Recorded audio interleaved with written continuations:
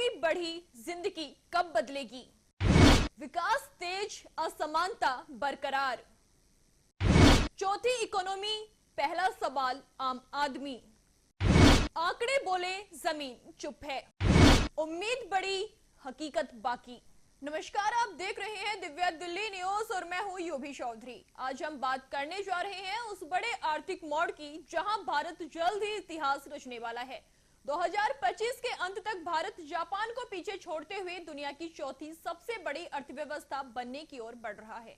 GDP के आंकड़े कह रहे हैं कि भारत अब वैश्विक मंच पर और भी प्रभावशाली भूमिका निभाने के लिए तैयार है। लेकिन क्या ये विकास सिर्फ आंकड़ों तक सीमित है या आम नागरिक की जिंदगी में भी इसका असर नजर आएगा? आइए आज इसे पूरे विषय को परत दर परत समझते हैं। सबसे पहले हम आपको बताते हैं कि क्या है चौथी सबसे बड़ी अर्थव्यवस्था बनने का अर्थ। किसी देश की आर्थिक ताकत का सबसे बड़ा मापदंड उसका जीडीपी यानी सकल घरेलू उत्पाद होता है। जब हम कहते हैं कि भारत दुनिया की चौथी सबसे बड़ी अर्थव्यवस्था बन जाएगा तो इसका सीधा अर्थ है कि भारत की उत्पादन क्षमता, आय और बाजार का आकार केवल अमेरिका, चीन और जर्मनी के बाद होगा। इस उपलब्धि के पीछे नीतिगत सुधार, डिजिटल इकोनॉमी, वैश्विक निवेश आकर्षण और व्यापारिक नीतियों का बड़ा योगदान है। लेकिन साथ ही ये जरूरी है कि इस सांख्यिकीय सफलता के पीछे की हकीकत को भी देखा जाए और क्या आम आदमी की जिंदगी में बदलाव आया है। चलिए समझते हैं परत दर परत हकीकत। जीडीपी बढ़ी लेकिन सामाजिक और आर्थिक संकेतक।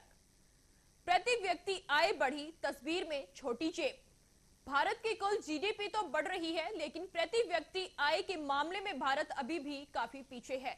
2025 में भारत की प्रति व्यक्ति आय $2,800 से $2,937 के बीच अनुमानित है, जबकि जापान की ये आय $33,000 से $53,000 के बीच है। भारत की 140 करोड़ की आबादी और आय असमानता के चलते ये फैसला और बढ़ जाता है। देश की टॉप 1% आबादी के पास 41% संपत्ति है, जबकि निचले 50% के पास केवल 3% है। इसका मतलब है कि विकास का फल बहुत सीमित लोगों तक ही पहुंच पाता है। जीवन प्रत्याशा, स्वास्थ्य में अब भी पिछड़ापन। भारत में औसतन जीवन प्रत्याशा 69-70 वर्ष है, जबकि जापान में ये 84 से 85 वर्ष है, जो दुनिया में सबसे अधिक है। जापान की मजबूत स्वास्थ्य प्रणाली, संतुलित आहार और सामाजिक सुरक्षा है। भारत में स्वास्थ्य पर खर्च जीडीपी का मात्र 1.2% है। ग्रामीण क्षेत्रों में स्वास्थ्य सुविधा की भारी कमी, कुपोषण और पर्याप्त डॉक्टरों की अनुपस्थिति भारत के लिए बड़ी चुनौती है। आपको बता दें कि ग्लोबल हंगर इंडेक्स 2023 में भारत 111वें स्थान पर है। ये एक चिंताजनक संकेत है। शिक्षा की हालत, स्कूली दीवारों के भीतर संघर्ष। भारत में साक्षरता दर 77.7% है, लेकिन गुणवत्ता और कौशल विकास में भारी कमी है। ग्रामीण भारत में स्कूलों की संख्या भले ही हो, लेकिन शिक्षक नहीं है या प्रशिक्षित नहीं है। वहीं जापान की साक्षरता दर लगभग 100% है और वहां की तकनीकी और व्यावसायिक शिक्षा प्रणाली विश्व मानकों पर खरा। वहीं जापान की साक्षरता दर लगभग 100% है और वहां की तकनीकी और व्यावसायिक शिक्षा प्रणाली विश्व मानकों पर खरा उतरती है। भारत में शिक्षा पर खर्च जीडीपी का 4% से भी कम है। देश की मानव पूंजी विकास को सीमित करता है। इस क्षेत्र में निवेश और सुधार की जरूरत है। भारत में 6.1% बेरोजगारी दर दर्ज की गई है। भारत की 90% वर्कफोर्स असंगठित क्षेत्र में कार्यरत है, जहां वेतन कम और सुरक्षा नाम मात्र की है। युवा वर्ग के लिए पर्याप्त अवसर नहीं होने से हिंदी पट्टी से बड़े पैमाने पर पलायन किया जा रहा है।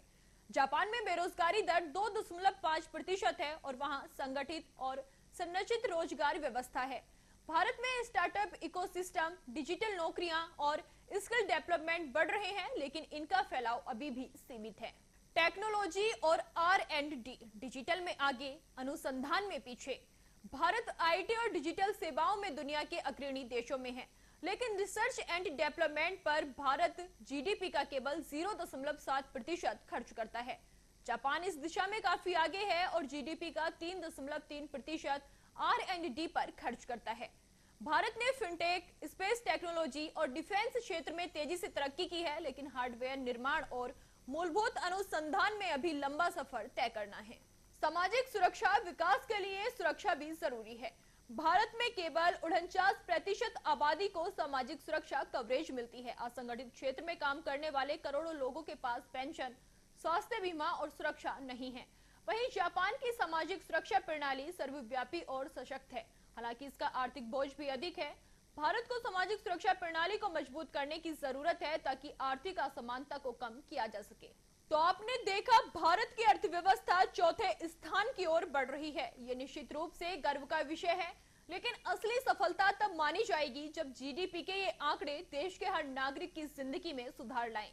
प्रगति के साथ साथ समावेशी विकास, गुणवत्तापूर्ण शिक्षा, बेहतर स्वास्थ्य सेवाएं और सामाजिक सुरक्षा जैसे क्षेत्रों में भी हम आगे बढ़े, तभी बनेगा एक सशक्त, समृद्ध और आत्मनिर्भर भारत। ताज़ा तरीन खबरों को जानने के लिए अभी टाइप करें दिव्य दिल्ली न्यूज।